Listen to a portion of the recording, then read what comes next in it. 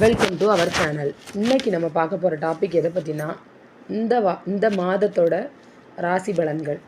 இந்த மாத ராசி பலன்கள் ஒவ்வொரு ராசிக்கும் எப்படி இருக்க போகுது அப்படிங்கிறத பற்றி தான் நம்ம இந்த டாப்பிக்கில் பார்க்க போகிறோம். நீங்கள் நம்ம சேனலை ஃபஸ்ட் டைம் பார்க்குறவங்களா இருந்தால் சேனலை சப்ஸ்கிரைப் பண்ணிக்கோங்க. கூடவே பக்கத்தில் இருக்க பெல் பட்டனையும் கிளிக் பண்ணிக்கோங்க. அப்போ தான் நம்ம போடுற வீடியோ உங்களுக்கு உடனுக்குடன் அப்டேட் ஆகும். வாங்க நண்பர்களே, வீடியோக்குள்ளே போகலாம். மேச ராசி. தன் குடும்ப அதிபதி சுக்கிரன் லாபஸ்தானத்திற்கு செல்ல இருக்கின்றார்.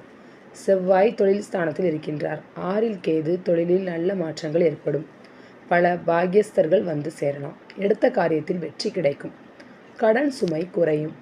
சுக்கிர பலத்தால் கணவன் மனைவி உறவுகள் சீராகும். கலைஞர்களுக்கு நல்ல வாய்ப்புகள் கிடைக்கும். 6க்குடைய புதன் நீசமடைவது நல்லது. சனி பலமாக இருக்கிறார். எடுத்த காரியத்தில் வெற்றி கிடைக்கும். அரசாங்க காரியங்களை வெற்றிகரமாக மாற்றி கொடுக்கும். வேலை தேடுபவர்களுக்கு புதிய வேலை கிடைக்கும்.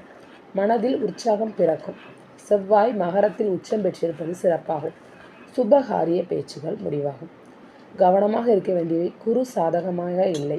சூரியனும் சனியும் சேர்ந்து இருப்பதால் விரயங்கள் அதிகமாக காணப்படும். பிள்ளைகள் வழியில் கஷ்டங்கள் வரலாம். திடீர் மாற்றங்கள் ஏற்படும். 3க்கு உடைய புதன் 12இல் இருப்பதால் சகோதர உறவுகள் சீர்கடலாம்.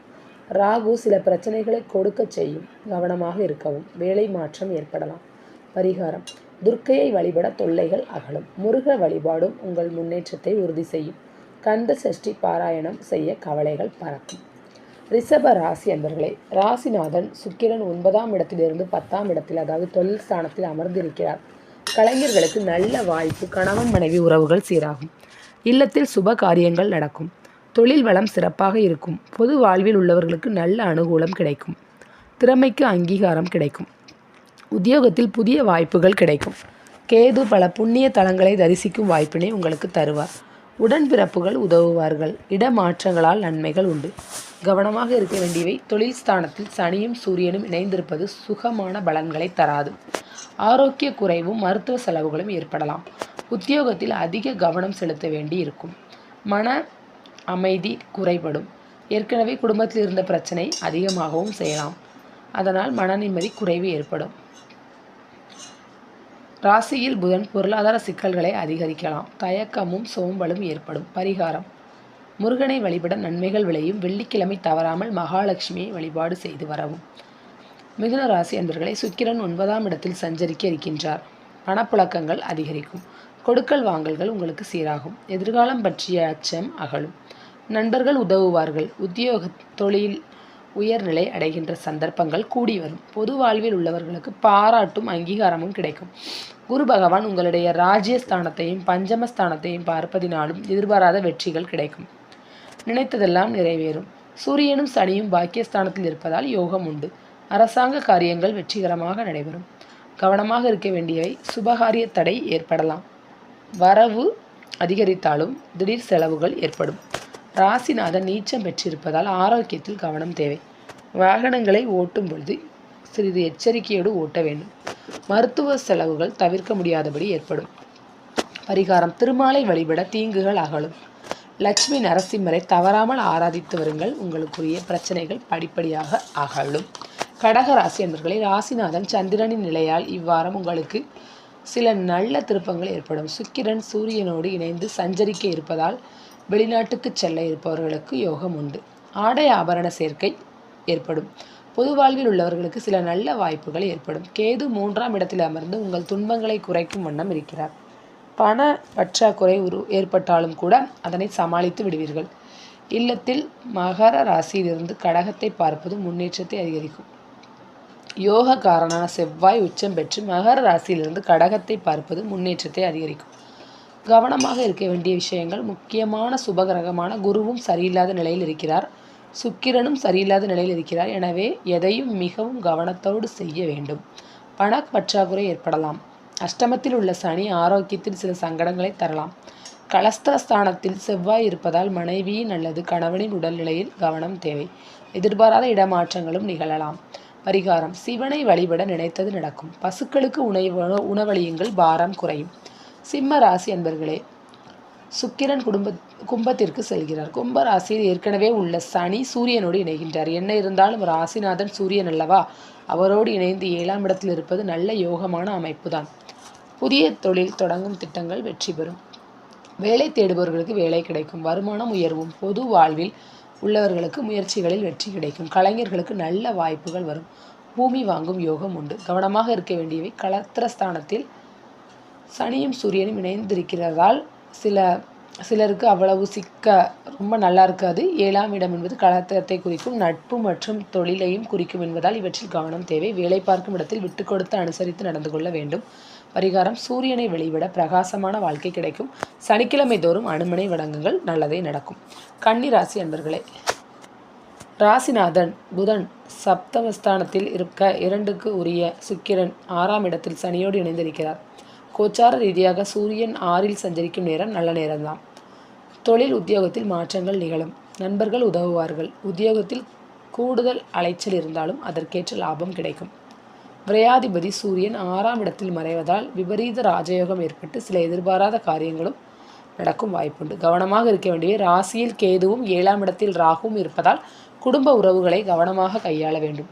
தேவையில்லாத பேச்சுக்களை பேசினால் குடும்ப இணக்கம் குறையும், பிரச்சனையை வளர்க்கும். எதிர்பார்ப்புகள் அதிகம் வேண்டாம். 8ஆம் இடத்தில் உள்ள குரு தேவையில்லாத செலவுகளை உங்களுக்கு வைப்பார். பரிகாரம்: அம்பிகையை வழிபட நம்பிக்கை பிறக்கும். வாரந்தோறும் சனிக்கிழமை பைரவருக்கு தீபம் ஏற்றுங்கள், அனைத்தும் நலமாகும். துலாம் ராசி அன்பர்களே, சில நல்ல கிரகங்கள் உங்களுக்கு ஆதரவான நிலையில்தான் இருக்கிறார்கள். குறிப்பாக ராகுவை சொல்லலாம். அவர் 6இலிருந்து உங்களை அற்புதமாக வழிநடத்துவார். பண தேவைகளை அவ்வப்போது ஏதாவது ஒரு இடத்திலிருந்து கிடைக்கச் செய்வார். பொருளாதாரத்தை சீர்படுத்தும் வாய்ப்பினை தருவார். சப்தமஸ்தானத்தில் குரு அமைந்து உங்கள் ராசியை பார்ப்பதனால் சுபகாரிய தடைகள் விலகி குடும்பத்தில் சுப நிகழ்ச்சிகள் உண்டாகும். மகத்தான வாழ்க்கை கிடைக்கும். திருமணமாகி மகப்பேறு எதிர்பார்ப்பவர்களுக்கு அதற்கான வாய்ப்புகளும் உண்டு. குருவின் பார்வை உங்கள் ராசியின் விழுவதால் எடுக்கும் முயற்சிகள் வெற்றி அடையும். கவனமாக இருக்க வேண்டியவை: சிறு சிறு குழப்பங்கள் ஏற்படலாம். பூர்வீக சொத்து பிரச்சனைகள் மறுபடியும் தலை தூக்கும். சகோதர உறவுகளில் கருத்து வேறுபாடுகளும் மன வருத்தங்களும் வரலாம். செல்வாக்கு உள்ளவர்களிடம் பகை ஏற்பட வாய்ப்புண்டு என்பதால் கவனமாக இருக்கவும். கூட்டு தொழிலில் உள்ள பாகஸ்தர்களோடு பாக பிரிவினை ஏற்படலாம். தந்தை வழி உறவில் மனக்கசப்பு வரலாம். வாகன பழுதுகள் அதிகரிக்கலாம். பரிகாரம்: மகாலட்சுமியை வழிபட மகத்தான நம்பிக்கை பிறக்கும், நல்வாழ்வு கிடைக்கும். செவ்வாய் தோறும் துர்க்கையை வழிபடுங்கள், வாழ்க்கை வளமாகும். விருச்சிக ராசி அன்பர்களே, இதுவரை மகரத்தில் இருந்த சுக்கிரன் உங்களுக்கு கும்பத்திற்கு சென்று சனி சூரியனோடு இணைகிறார். அதனால் பிரயாணங்கள் ஏற்படும். தடங்கலான வேலைகள் மறுபடியும் தொடரும். நட்பு கிடைக்கும். ராசிநாதர் 3ஆம் இடத்தில் உச்சம் பெற்று சஞ்சரிப்பதால் உங்களுக்கு எதிலும் ஒரு நல்ல துணிவும் தைரியமும் பிறக்கும். ஏதாவது ஒரு இடத்திலிருந்து உதவி கிடைத்து கொண்டே இருக்கும். உத்தியோகத்தில் பதவி உயர்வு கிடைக்கும். கலைத்துறையில் புது சந்தர்ப்பங்கள் கூடி வரும். உடன்பிறப்புகளால் ஆதாயம் உண்டு. 11இல் கேது வெற்றி வாய்ப்புகளை தருவார். வியாபாரத்தில் போட்டிகள் விலகும். பெண்களால் நன்மை ஏற்படும். கவனமாக இருக்க வேண்டியவை: குருவின் நிலையும் ராகுவின் நிலையும் உங்களுக்கு ஆதரவாக இல்லை என்பதை உணரவும். ஆரோக்கிய குறைவுகளை கணித்து மருத்துவத்தை உடனே நாடவும். எதையும் தாமதிக்க வேண்டாம். குழந்தைகளின் ஆரோக்கியம், எதிர்காலம், கல்வி பற்றிய சிந்தனைகள் தலை தூக்கி உங்கள் கவலையை அதிகரிக்கலாம். நாளில் சூரியனும் சனியும் இணைந்திருப்பதால் சில சிக்கல்கள் உருவாவதற்கு வாய்ப்பு உண்டு. பரிகாரம்: கந்த சஷ்டியை பாராயணம் செய்ய எந்த கஷ்டமும் விலகும். செவ்வாய்க்கிழமைகளில் முருகனை சிவப்பு மலர் கொண்டு வழிபடுங்கள், சங்கடம் தீரும். தனுசு ராசி அன்பர்களே, ராசிநாதன் பலம் பெற்று இருக்கிறார் என்ற ஒன்றே போதும். உங்களுக்கு எத்தனை தடைகள் வந்தாலும் அதிலே இருந்து விடுவதற்கு. உங்களுக்கு 3ஆம் இடத்தில் நுழைகிறார் சுக்கிரன். அங்கு சனி சூரியனோடு செல்கின்றார். லாபாதிபதி சகாயஸ்தானத்திற்கு வரும் நேரம் நல்ல நேரமாகும். வருமானம் உயர்வும். உறவுகள் உதவுவார்கள். கலைஞர்களுக்கு நல்ல வாய்ப்பு கிடைக்கும். பொது வாழ்வில் இருப்பவர்கள் எதிர்பார்ப்பு பூர்த்தியாகும். தாமதமாகிய பதவி உயர்வு கிடைக்கலாம். வாகனங்கள் வாங்குவதற்கும் வாய்ப்புண்டு. கவனமாக இருக்க வேண்டியவை: உஷ்ண சம்பந்தப்பட்ட நோய்கள் உங்களுக்கு வரலாம். சருமத்தில் பிரச்சனைகள் வரலாம். சுகஸ்தானத்திலே பாதகாதிபதி புதன் நீச்சமடைந்து ராகுவோடு இணைந்திருப்பதால் தொழிலேயே பிரச்சனைகள் ஏற்படலாம். கணவன் மனைவி கருத்து வேறுபாடுகள் அவ்வப்போது தலை தூக்குவது, சுகக்குறைவு ஏற்படும். தாயாரின் உடல்நலனில் கவனமாக இருங்கள். பரிகாரம்: ராகவேந்திரரை வழிபட பாவங்கள் கரையும், பலன்கள் விளையும். தினம் லட்சுமி நாராயணரை வழிபடுங்கள், உங்களுக்கு நல்லதே நடக்கும். மகர ராசி அன்பர்களே, ராசிநாதன் சனி 2ஆம் இடத்தில் இருந்தாலும் கூட தொழில் ஸ்தான அதிபதி சுக்கிரன் அங்கே நுழைவது நல்ல நேரம். குடும்பத்தில் மகிழ்ச்சி நிலவும். பணம் கொடுக்கல் வாங்கல்களில் நல்ல நிலைமை ஏற்படும். தடைப்பட்ட காரியங்கள் சீராகும். முயற்சிகள் பலனளிக்கும். ஆன்மீக நாட்டம் அதிகரிக்கும்.